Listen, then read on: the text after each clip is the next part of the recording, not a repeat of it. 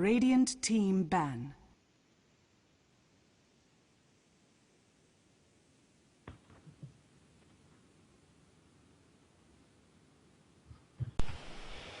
Good morning, everyone, or evening, I guess, for most of you Europeans. It's morning for me, though. Remaining. Welcome to StarSeries Season 7. Remaining. We're here on this lovely Saturday. It's going to be me, Kanaz, as your host for the day, as Shiva is currently out of town. We're still bringing you the games, though, live on her channel. And joining me today is going to be Vikraman, co-casting with me, and also Nahaz, who you won't hear, but he'll be taking care of stats, both in-game and occasionally in chat, since that's a thing he likes to do. Vikraman, how are you doing today? I'm doing well, Kanaz. How about you? I'm doing okay. How's your homeostasis? Homeostasis. It's okay. My voice comes and goes, so we'll see how it holds up throughout the course of the day. Alright, fair enough. But yeah, Team aSpera and Duza Gaming. That's who we're going to have for our first matchup today with aSpera. Of course, on the Dire side, and Duza on the Radiant. What are you expecting from this particular matchup? I actually think this could be a really good game. Both of these teams have performed... So, Starladder has basically tiers of teams, right? So it'll have some teams that are very high-level professional teams that everybody sort of just expects to cruise through. And then it has a lot of sort of semi-professional or lower-tier professional teams that nobody really expects to do much of anything. But both aSpera and Duza Gaming have this season proven that they're very able to take games off of the top teams, or even when they don't take games, they can really put up a fight. And I don't really rate one of these teams higher than the other. I actually think they're very close to each other. If anything, I'd say I favor Duza a little bit, because aSpera have two stand-ins here. Yeah, I mean, that definitely makes a lot of sense, just considering that they do have a couple stand-ins for this particular game. I mean, I like both these teams, I agree with you. They've been putting up great fights against a lot of the sort of higher tier teams that people would expect to just completely roll over them. And I've been a fan of Sharfik in particular, since really he's made his debut kind of a couple Starladder seasons ago. He's up between several teams. He was with like the original Rock's Kiss for a while. Right. And, yeah. 3D Clan. Oh yeah, he went from 3D Clan to Rock's Kiss, I think, but he was only on Rock's Kiss for a very brief period of time. I think He was with for like a few weeks, and then they decided he didn't get along with someone, and they ended up kicking him over the other person, I think. But yeah, I think he's a very solid mid player. He plays very aggressively, which is always fun. He does. And that's always a thing I really enjoy seeing. But I guess the real story here is with this draft, we see the Doom pick up again, and that's a hero that both of these teams actually have been making tons of use of this season. Right. Starladder. I actually think that they're both getting a lot of mileage out of it, especially Duza really rest on this hero. And the nice thing here is, if you're a team and you pick up on a hero like Doom that is very, very strong and somewhat underrated, that'll let you, if not win games you would otherwise lose, it'll give you a huge leg up to winning them. Because I really think Doom is still growing, and like a lot of teams have really started picking him up. But the fact that Duza got to him a little earlier, I think really gave them an edge. Like, you see a lot of teams do very, very well for even like, you could even sustain an advantage of a couple weeks if you're willing to just keep picking a hero that the metagame hasn't fully caught up with. Like, even a team as big as Fnatic, their big winning streak early in 2013, like at first they were losing a lot of games, like when they moved over from Han, and then as soon as they started picking Nature's Prophet heavily, at a time when not a lot of people were picking Nature's Prophet, they suddenly start winning, and then they are able to transition using those wins into like stabilizing and having a bigger hero pool. So that's what I think Doom does for Duza Gaming. Yeah, I mean, certainly Doom is kind of becoming a little bit more popular, at least in the scene that these guys are developing in this Starladder series. Yeah, if they can transition it into more success and sort of stabilize their picks, maybe eventually they even move off the Doom as they get more comfortable with each other, but they're still enjoying the success that they've had thus far utilizing the Doom, and I think you're absolutely right. It makes a lot of sense to continue using that hero. aSpera, though, now going with a Spirit Breaker pick. It's another hero we don't really see a ton of. Well, man, I think Spirit Breaker's really good. This is most likely going to be support Spirit Breaker. We've seen teams experiment with him in different positions. I do think the 4 role is pretty well suited to him, simply because his spells are so incredibly good that you don't necessarily need to amass items on a hero who doesn't carry quite as hard as a lot of other options anyway. They do still have the option of running him as a farmer, but this feels like a 4-position Spirit Breaker to me. Yeah, I think that's probably right. We almost always, like you said, we almost always see him in that supportish role. A couple teams have tried him in a few different ways. I think we saw carry maybe once or twice, like the safe lane farmer, and never really seemed like it was that powerful. A couple teams tried him even in the mid lane, but yeah, I think you're right when you say that the 4 role really suits him particularly well. He is just a naturally tanky hero with strong spells. And you're able to move around the map, make your presence known, and if you get a little bit of items, maybe not a ton, you're not playing the hard support, but maybe a couple things, it really can get you going on a hero like Spirit Breaker. Yeah. The other funny thing about this draft to me in terms of just particular pocket heroes is people have started banning Storm Spirit first against aSpera.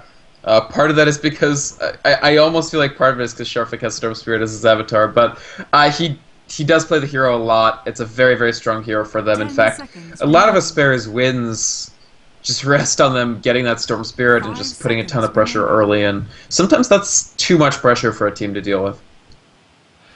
Yeah, I mean, his Storm Spirit is definitely fantastic. It's one of the heroes that I really like watching him play. He also played a lot of Puck before Puck really became particularly popular in the scene. He likes those aggressive mids. Is this mid Abaddon? I really don't know. I was about to ask you that, because we do have Jakiro and a Visage already picked up. It's either Abaddon or like a Visage in the mid lane. We've also seen that very rarely. Yeah, I think it's probably Abaddon too.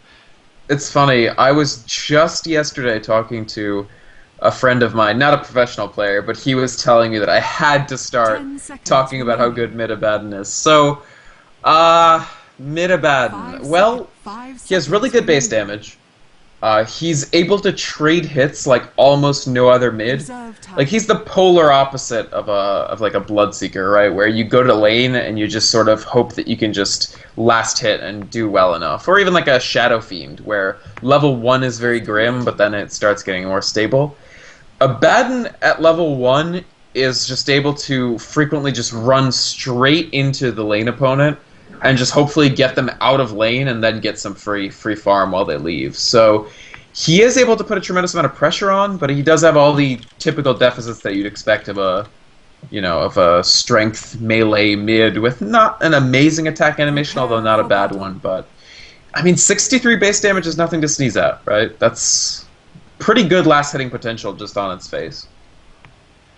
Yeah, he does do quite a bit of damage just starting off, but yeah, he's got the survivability. We'll see how it ends up working out for him. It looks like he's probably going against Batrider mid. I don't think that's a particularly good matchup for Abaddon, but...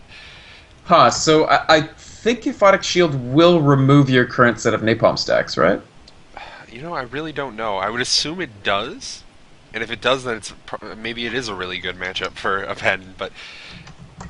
I always have trouble knowing exactly what it removed. I'm still getting used to Abaddon in the game.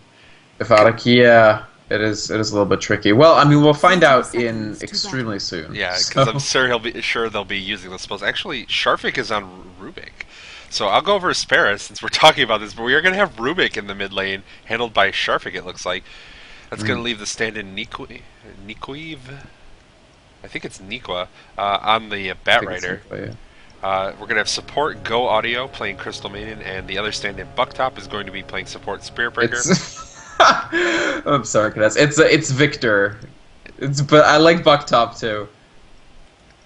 It's just in Cyrillic, but Victor. it's in. I've always said Bucktop. Okay, well. It's just in it's in that like written out in Romanized characters, but it's actually Cyrillic. Yeah. Okay, I've never heard someone pronounce that right. Just so we're on the same page here. And Inquisitor will be playing the Lone Druid with his fancy cauldron. That is a pretty fancy cauldron. It got so many visual upgrades since the giant pooper all around it when it first came out. Alright, well, so yeah, that'll be aSpera. Rubik mid is something that we used to see all the time, but far less frequently recently. So, Duza Gaming. Legion will be going up into the mid on Abaddon, and you can see he's already positioning himself like up high ground, very close to Sharfik to try to harass him some more. And yeah, he puts the Aphotic Shield on and just walks all the way right up. So he's on the Abaddon. Then the tri-lane bottom will be composed of Limbo on the Doom, Unstable on the Jakiro, and Capron on the Visage.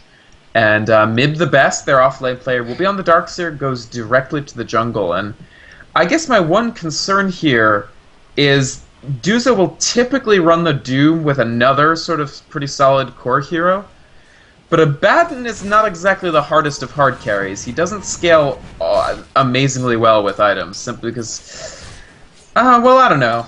This is actually a pretty big debate. This is a big, like, pubbing debate. Is Abaddon capable of carrying games? And a lot of people in pubs play him as a semi-carry. In the pro scene, we've seen him really only played in that support role so far, but I've heard some interviews with high-level players that sort of imply that they consider him capable of being a core hero, so I guess this is one of the possible test beds.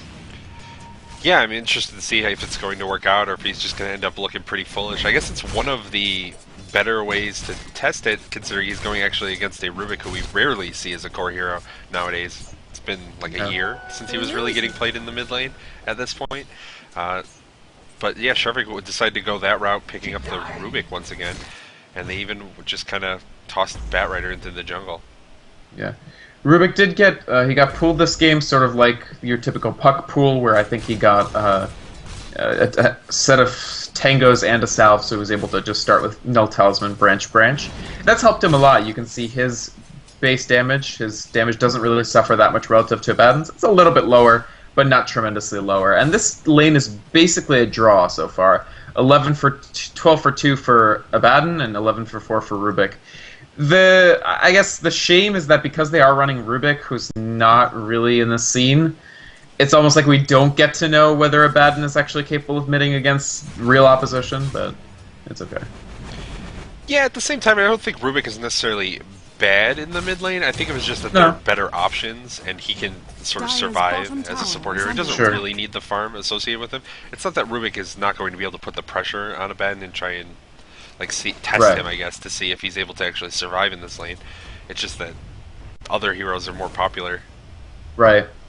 And yeah, I mean, Abaddon in general, it's very nice having this hero. He has a fantastic record. I can't remember what rank it actually is, but Nahaz just pointed out it's 38 and 28. He really has been just tearing it up when he's selected. And part of the reason is that in a way that few other heroes can match, Abaddon puts this extremely high-pressure timing window where whoever the core hero is for the team, which in this case I guess could be himself, is extremely difficult to deal with, just the power of the constant healing and the Aphotic Shield.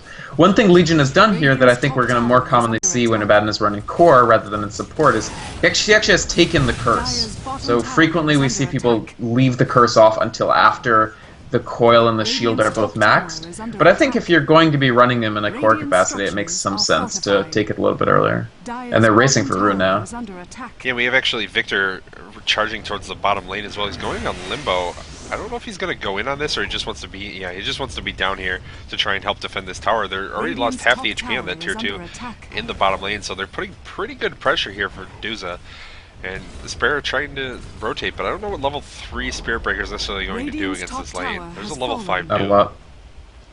Yeah, so Abaddon, on pure win rate levels, the only more OP hero is Io, so clearly a pretty good hero, and I'm sorry I was ever skeptical of his impact. At any rate, Limbo went Midas on Doom, by the way, which is pretty interesting. So did Inquisitor, so both teams digging in. They feel that they can sort of go late. Both teams with sort of fewer auto-attack carries than you typically see these days. Like, really, aSpera is just relying on the Lone Druid and maybe the potential for Spirit Breaker to transition late, whereas Duza relying on Doom, who's really only a semi-carry himself, and then Abaddon, who is somewhat able to auto-attack, but, you know, it's not something like Dragon Knight mid. Yeah, definitely. We'll see how it ends up working out. Do you just expect Duza are going to lay on the pressure once they get a few core items up on these heroes? Because they're not really traditional carries nowadays, by comparison to the Lone Druid the other team has? I think there's a pretty good chance that the Abaddon, if he does well enough, is just not really answerable for a good window. So if Duza don't try to leverage that, if they don't use the strength of this hero to dominate a game around the 10 to 12 minute mark, I think they'd be making a mistake. Now, I'm fine with the Midas on Doom. It's a pretty fun way to play because you are already getting a lot more gold income from the fact that you're spamming your Devour. So you can also layer on the Midas activations. I mean, you can just see this is basically the Alchemist-inspired way to play Doom, right? He doesn't even have any ranks in level death, so he's clearly not expecting to fight at all until he starts building up a bigger nest egg from just constant Midas and growth activations. Yeah, I mean, you definitely get a lot of gold very quickly going this kind of build. We'll see if it ends up paying off for him, if he's just going to get too big to handle quickly, or if Lone Druid's going to be kind of more of a factor. Because Doom isn't particularly effective against Lone Druid as a carry. Yeah, I mean, the fact that you use Doom is just... Lone Druid doesn't really care. Now, there are other viable Doom. A lot of what Doom is going to try to use to be advantaged in this lane, Sharfik now has that as well. So Legion, he's gone Phase Boots to layer a little more pressure on, but I actually think that this lane is not going to be very easy for him at this point, because there is this threat of Go Audio coming around, there's the shield on Rubik to balance out your damage output. It won't actually be easy getting any sort of advantage at this point here. Yeah, it's kind of difficult to set up those ganks, definitely. The shield steal, it's only level 2, so I guess it's not a huge deal right now, but it could still be pretty powerful. And if I guess they're not going, maybe they're going to try and use it to go in on Abaddon, but he's pretty hard to gank too.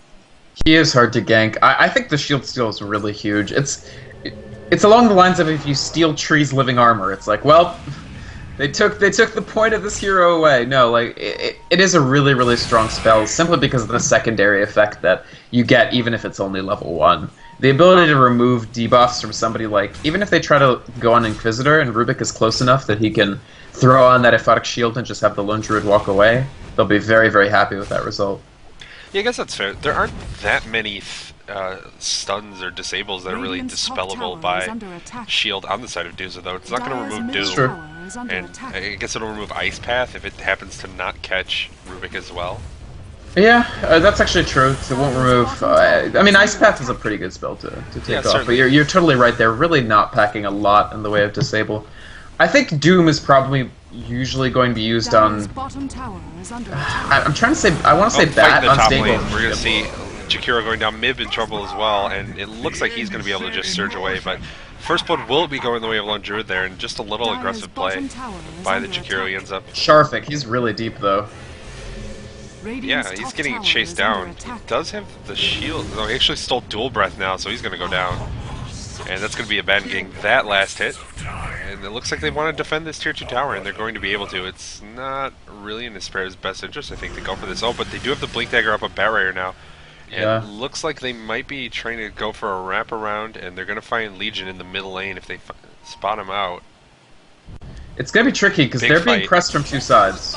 Alright, Limbo going to get lassoed up. The Ice Path trying to come up from Jakiro going to be stopped by the charge for a moment. Limbo taking a lot of damage to Doom is going to be on Victor, and it's going to be Doom going down first, unstable. Trying his best to do some damage. He's surviving for now with the Aphotic Shield. He'll be just fine, but it looks like they're going to be able to get away. Nikwa's Crystal being Maiden chased, for Doom. and yeah, it just ends up being a Crystal Maiden for Doom trade right now, and now here comes Lone Druid in the back of the fight, unstable. The Jakiro in some trouble. There's another shield to keep him alive. Ice Path goes out. Legion going to pop his ultimate, still on the retreat path. It looks like he's going to be safe, so they continue with the aggression, but no one goes down. And it's still just a Crystal Maiden for a Doom, and that is a trade that definitely favors aSpera.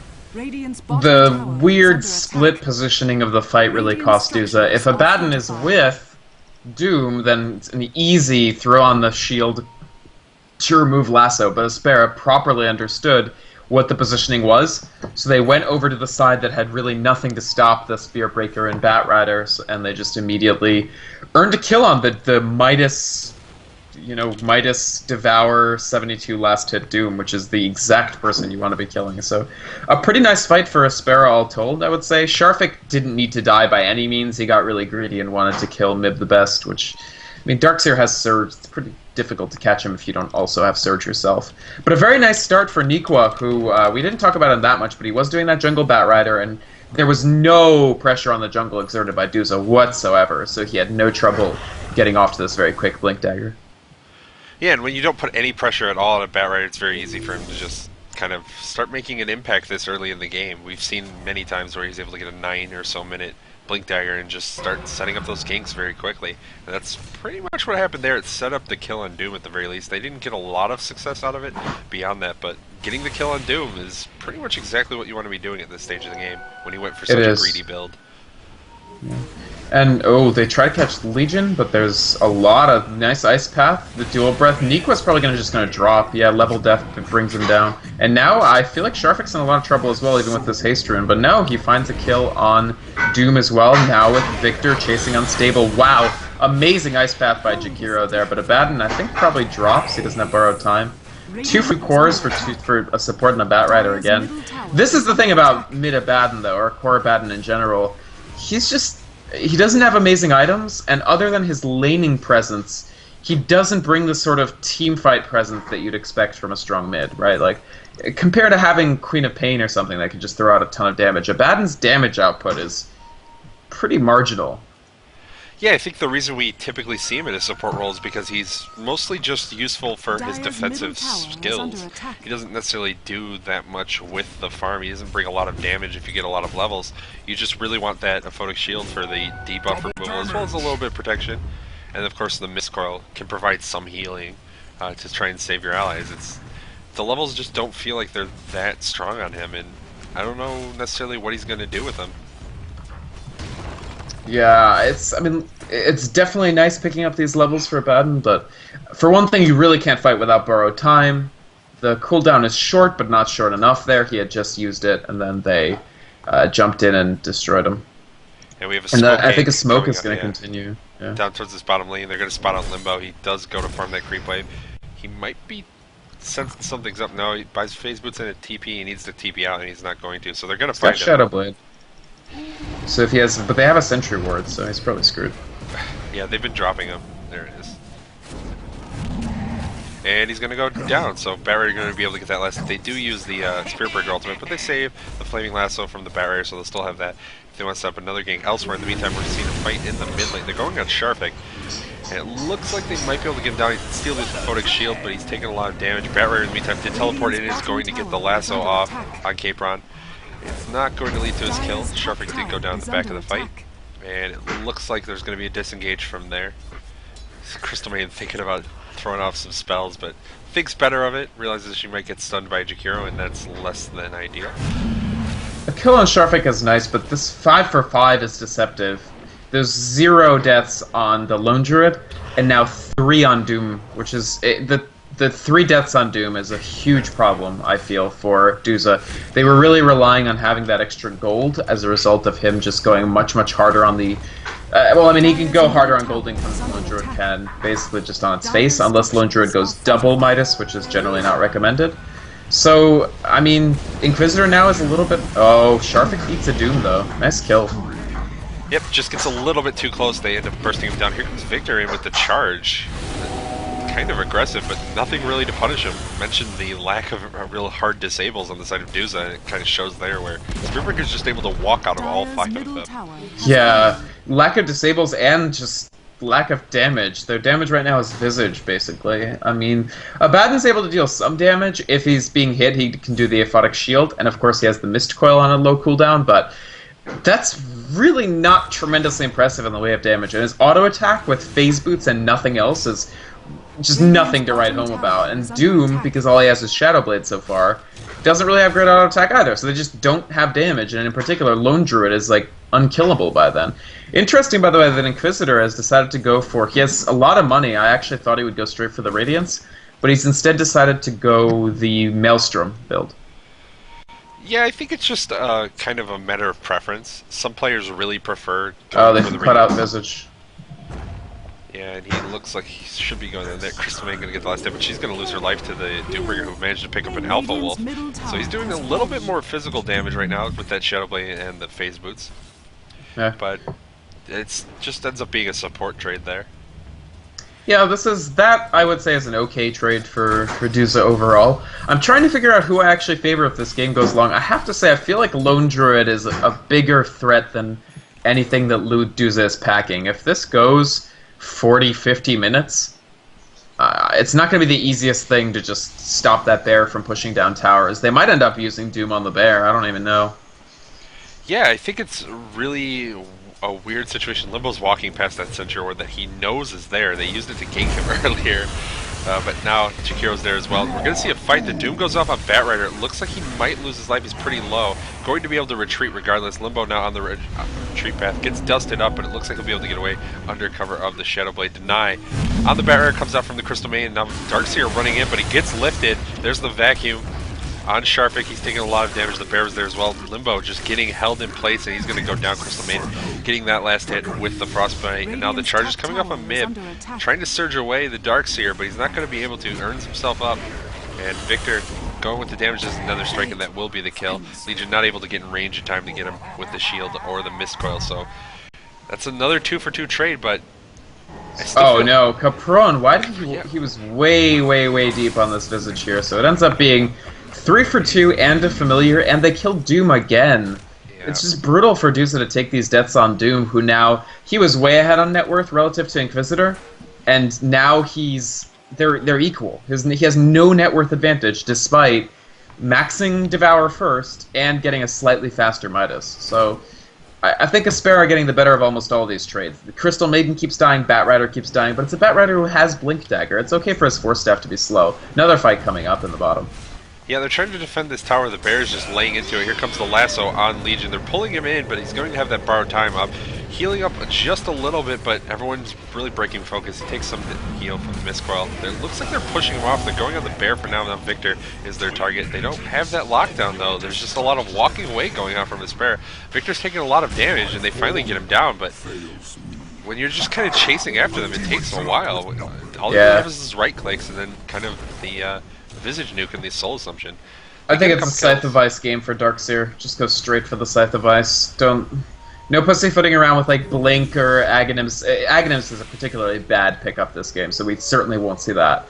But no Blink, no Shivas. Shivas would be okay actually, but I really think that they need extra disable. Scythe of Ice is going to be critical. I'm shocked that Duza are going for this Rush, by the way. This is typical Duza though. They'll like really try to take map objectives off of small advantages, and sometimes it's really scary, but it looks like they're going to get it. Yeah, Doom even able to grab the Aegis, and will they kill the barrier? Oh no, just able to get away. The Mist Coil stolen from Rubik is able to help him. In the meantime, there's going to be a fight in the rest of it. Go Audio taking a lot of damage. Visitor in a lot of trouble as well. Looks like he's going to go down. The Macropyre vacuum wall on the staircase. Yeah. Working wonders there, and now Sharpik is being chased down. Looks like he might lose his life as well. Limbo able to get the kill. The charge in from Victor, he's going in on Legion. Can he get him down? No, he just throws his life away. That's a 4-for-0 trade, and they get the Roshan and the Aegis. A huge fight for Duza. Yeah, Duza, one of the reasons this team is so exciting to watch is that they will go for extremely high risk, extremely high reward plays, like the one they just went for.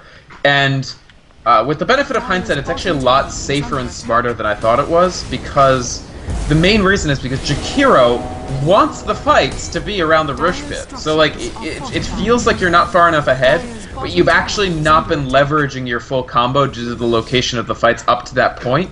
But they managed to pick a fight with aSpera at what I would say is actually literally the best spot for Jakiro on this entire map. Like, this is the Jakiro spot. And when you have Jakiro Darkseer, that really was just that, in combination with the fact that Abaddon just managed to keep himself and Limbo and like one other player floating at extremely low health totals, which is what Abaddon's good at. He's good at keeping people just barely alive. Yeah, it was a great fight, and you're right, that staircase is a fantastic place to lay all of those AoEs down. The Macropyre, Vacuum, Wall, Dual Breath, Ice Path, all those spells getting laid down right there. Even they were able to burn down the Lone Druid, and he was looking pretty unkillable with how Duza had been playing thus far, and they just kind of melt him in that spot. So it was a great fight. They were able to take it. Maybe it's just aSpera shouldn't have really tried to take the fight in that region at all, knowing what kind of lineup Duza have. Yeah, they don't want to give up the Aegis and the Roshan, obviously, but that fight really started taking place after Roshan already went down. So. Sure, but I think they probably felt they had more time than they really did. I mean, there's no armor reduction. Well, there is Medallion. Medallion, but they probably felt that Duza would get it down a little slower, and I'm sure they felt that they could really aggressively pressure it. One of the things was Nikwa jumped in, and I think the lasso was immediately shielded off, so that was part of it. They really hoped that they could fish someone out of the pit, kill them, and then have a favorable engagement. But instead, yeah, Duza, who's kind of looked shaky all game up until then, really just seized the game by the horns in that engagement. Yeah, we see it reflected in both the golden experience charts as well. It popped from dead even to a 7,500 lead in both areas. It's starting to fall a little bit back as aSpera are farming the map a little bit more efficiently at the moment, but Duza, they put pressure on that tier 3 and they took a big lead. Now they just need to keep it. Whether that's going to be through pressure or through just efficient farming kind of remains to be seen, but with how they're posturing right now, it looks like they want to keep going for towers. Yeah, I think they're just going to try to seize more map objectives at this point. Use the Aegis, right? They have this finally on Doom. He's really struggled not to die in fights, but it's gotten a little better as soon as they sort of started 5-manning, where Abaddon can be on Doom's case all the time. Most of his deaths were when Abaddon wasn't present. Once Abaddon is, Doom has a much easier time. Abaddon also using his DD rune. He went straight for Heaven's Halberd, which I think is a very interesting pickup here. Certainly not... This is not your, I'm just going to kill everybody, Pubstar Abaddon rush for, like, I don't know, Mjolnir build or something. It's very much, I understand that my purpose for going mid was to get early levels, be able to contribute greatly to team fights, but I'm still going to go items that are just overall useful rather than try to just bolster my own auto attack damage. And the evasion from the Halberd is going to be fantastic to actually keep the Abaddon alive to be able to constantly spam those spells. Yeah, certainly the evasion is powerful when you're up against a lone druid and you know you don't want to be getting hit by that bear for the full damage, and just that much less of a chance that you're going to get entangled by the evasion chances. So Rona's way far up though. He could get preyed upon. The only reason they didn't kill him there is because they don't want to use the lasso on Visage. They'd rather use it on somebody like Limbo. Yeah, Limbo's taking a lot of damage from that tower actually. Yes. Gonna have to be somewhat careful. Do you think they're gonna continue this push? heal. They still have the Aegis. Yes. Yeah. I think they should. The only thing is this lane is really pushed in, but I think they need to do a little more damage to the tower to justify this. Well, they healed Limbo back up, and he is continuing to lay damage on the tower. Gets lifted and frozen, taking a lot of damage, but he does still have the Aegis. There comes the lasso. They actually do use it on the Visitor. Oh, There's a giant vacuum. Pulling them all into the wall. They're on the retreat path now. aSpera taking a lot of damage. Visitor, he's doomed. Can he make it back to the fountain before he goes down? He's taking a lot of damage, and it looks like he'll be fine. In the meantime, Crystal Maiden did die. 2 Visage in the back of the fight, and they are going to be able to take down this tier 3 tower, it looks like. Here comes the charge. He's coming out on unstable, doing a lot of damage to him, but... Nice charge. Yeah, it looks like he's going to be able to get killed off here. But he loses his life. Doom able to finish him off. Bat Rider trying to get away with the Soul Assumption pick off from Visage. Here comes someone teleporting in. It's going to be the Spirit Breaker. And he's trying to get away. He's just going to have to run. Kind of an awkward teleport in. Here comes the ult though on Limbo, and they're going to be able to take him down, but that's just the Aegis. So they're not really in the best position. Victor still trying to do whatever he can, but he's just going to walk away. And now we have a Doom back at full health. He's got the Scorched Earth up once again. Sharpik trying to run away, and it looks like he's just going to go down. The lift, unfortunately, comes out on the Visage familiar, so it's not going to save his life. Limbo taking a lot of damage. Needs to be careful getting frozen. In those tier 4 towers, the buyback for Sharpik. He's trying to run in the Surge out on Limbo. And it looks like they're going to try to retreat. Legion going to be the one who has to give his life for this, but Capron might be in some trouble as well. Yeah. So, nice defense for aSpera, all told. It cost them quite a bit in the way of buybacks. They made buyback on Spirit Breaker, buyback on Rubik. Didn't have to buy back the Lone Druid, which is actually really fantastic. I thought that they might have to, but he just barely survived. And in the end, they don't get raxed. So you have to give props for a defense in which they managed to avoid Duza's threat of just taking the barracks. In the end, Abaddon ran out of mana. That was actually really nice charges from Spirit Breaker overall. Like, there was one in which he hit all 5 players with the charge. So that's actually... I mean, that's almost an ultimate's worth of disable if Spirit Breaker hits Charge of Darkness on all 5 players. And it looks like aSpera may try to just turn it all the way around. I don't know if they can rax. They can take a tier 2. Yeah, this tier 2 will go down very quickly. I can't imagine they're going to try and go high ground here. They don't have buybacks on a couple of the heroes now. I think if they lose those heroes, they're going to try and fight. Victor's just going to go down. Yeah, that charge, not so good. I mean, it does protect the fleeing of the rest of his team members, which is good. But I think they may have been able to escape even if he hadn't done it. Either way, I mean, I understand his motivation. But it is 35 seconds now that the Spirit Breaker can't come back because he used his buyback there. Yeah, I don't think that's enough time for Duza to get into the base, but they should be able to take this tier 2 as well. So we're seeing the last tier 2s on the map slowly going down. There's just that one remaining in the top lane with 90 HP. And of course this one in the middle lane that looks like Duza are going to be taking down momentarily. And then we'll get to see what the next step is going to be. Roshan going to be respawning in the near future, and I expect that we're going to see another fight around there. I think we will, but even before that, I think Duza still wants to take more objectives, especially if they could get a Rax, but definitely to get the remaining outer tower. The thing is, they are in this window where right now, while their mana pools hold up, aSpera actually don't quite have an answer to their damage, because if they do land that big vac for the AoE damage, their single target is really good.